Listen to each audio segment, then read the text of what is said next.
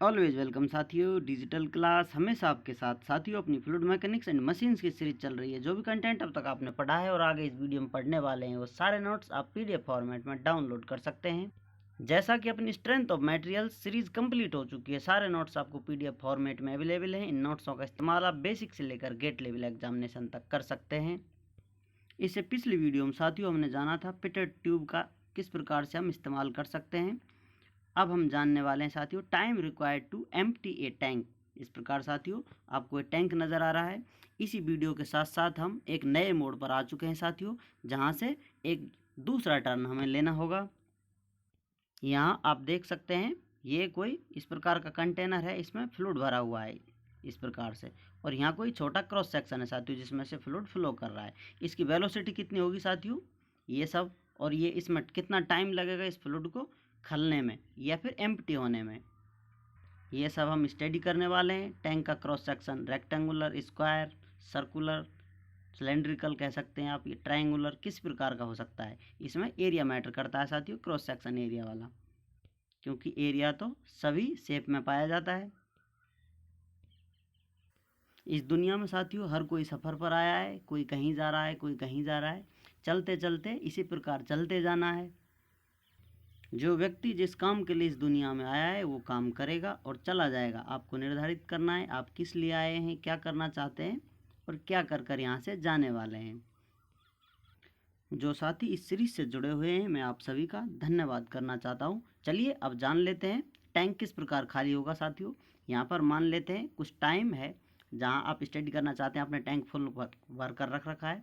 इस प्रकार से आप देख सकते हैं टाइम 0 है, वहाँ आपने फुल कर रखा है और इसको रोक रखा है। तो इस प्रकार आप इस पर टाइम देखेंगे, 0 टाइम काउंट करेंगे वहाँ से। यदि आप इसको ओपन कर देंगे फिर स्टार्ट हो जाएगा इस प्रकार से, इसका फ्लो होगा और फ्लूइड नीचे आता जाएगा साथियों, लेवल नीचे आएगा, नीचे आता रहेगा और एक टाइम आएगा खाली हो जाएगा। इसमें से वेलोसिटी कितनी होती है साथियों, जैसा कि हम जानते हैं यदि ये बिहेव करे रिजर्वोयर की तरह तो वेलोसिटी कितनी होती है √2gh। लेकिन एच साथियों यहाँ पर वेरिएशन देगी, तो इस प्रकार से आप उसकी वेलोसिटी नहीं निकाल सकते, ना ही इसमें आप टाइम फिक्स उस फॉर्मूले से बता सकते हैं। उसी पर स्टडी करने के लिए यहाँ आप देख सकते हैं t0 टाइम पर इसकी हाइट कितनी है साथियों, h। यहाँ आप देख सकते हैं ये हाइट है h। इस प्रकार से यहाँ लिखा हुआ है small h is equal to capital H। उसमें जो ये स्मॉल h आता है फॉर्मूले में साथियों वो वाला h है।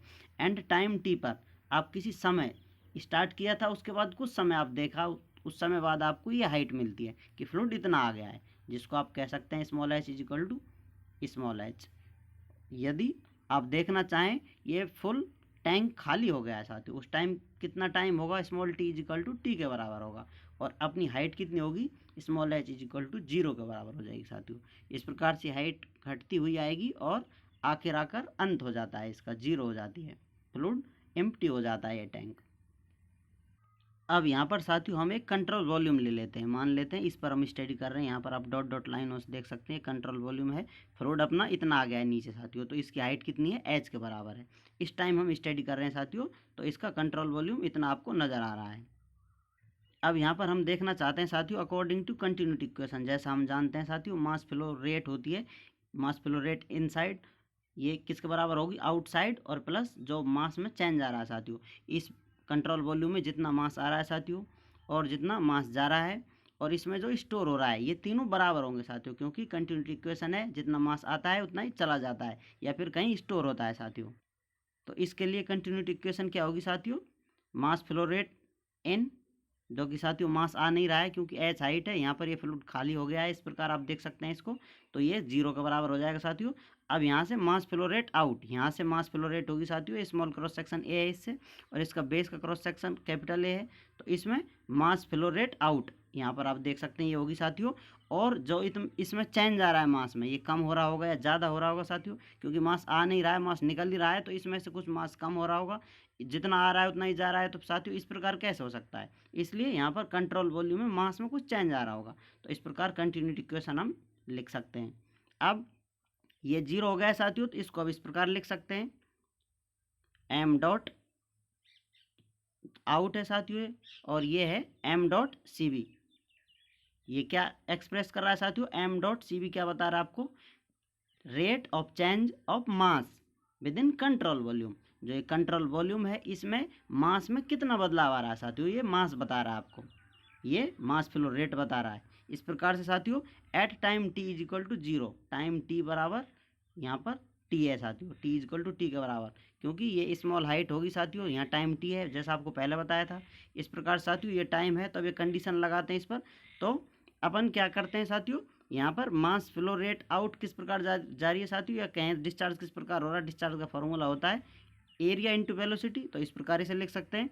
और ये मास में चेंज किस प्रकार आ रहा है साथियों, यहाँ पर मास में चेंज आ रहा है साथियों, जैसे ये बताया था आपको, इसको यहाँ पर लिखा गया है। मास क्या होता है साथियों, मास होता है डेंसिटी इंटू वॉल्यूम, और वॉल्यूम क्या होता है साथियों, एरिया इंटू हाइट होती है साथियों। इस प्रकार से मास को हम लिख सकते हैं रो ए एच, इस प्रकार से एक्सप्रेस किया हुआ है साथियों। अब ये चेंज बता रहा है साथियों इस मास में, तो इसका आप टाइम के साथ डिफरेंशिएशन करेंगे तो आपको rate of change of mass in control volume, तो इससे आप आसानी से निकाल सकते हैं। इस प्रकार इसे लिखा जा सकता है। और ये किसके बराबर है साथियों, ये 0 के बराबर है, क्योंकि इस इक्वेशन को हमने अपडेट कर यहाँ लिखा है, तो इस प्रकार इसे हम लिख सकते हैं साथियों।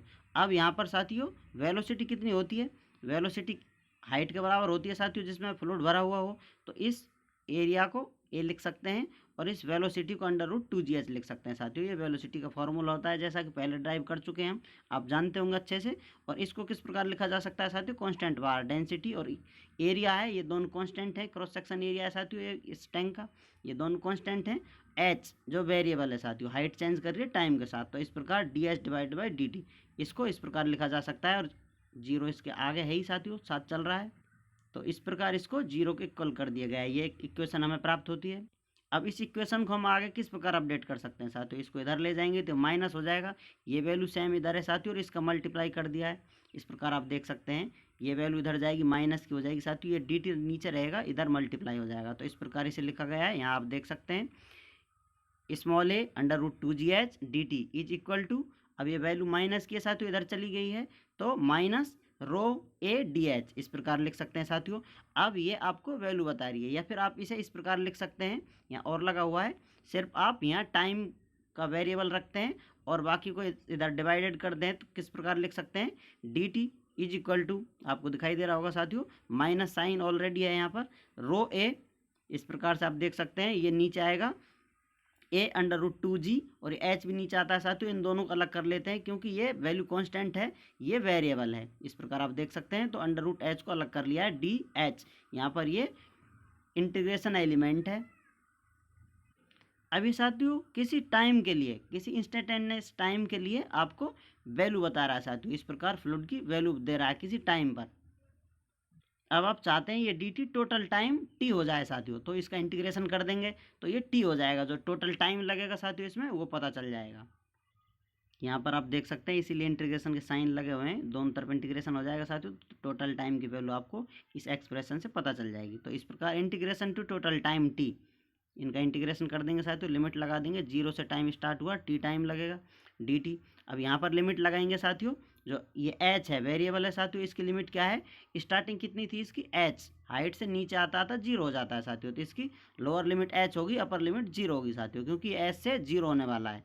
इस प्रकार से माइनस साइन है, यहाँ आप देख सकते हैं, इसको इस प्रकार आगे लिख सकते हैं, लिमिट लगा दिए, और ये वैल्यू है साथियों कांस्टेंट है, इसको बाहर निकाल लिया है, और ये वैल्यू इसका इंटीग्रेशन होगा साथियों। तो ये कांस्टेंट कितना है, rho A divided by small a √2g, इस पर इंटीग्रेशन करेंगे साथियों, लिमिट h से 0 लगी हुई है, 1 डिवाइडेड बाई √h और dh।